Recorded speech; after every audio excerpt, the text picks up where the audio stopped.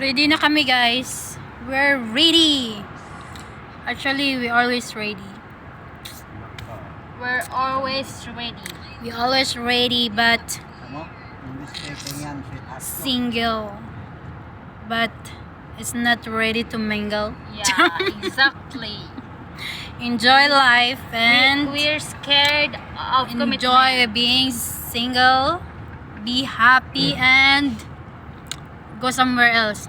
Yeah, we have to explore the all around the world. Explore. Saka yung mga jowa-jowa na yan, makapaghintay yan. Bakit kaya pag single ka tapos parang na-enjoy mo yung life mo, parang hindi mo na, pag lalong tumatagal hindi mo na kailangan yung lalaki, no?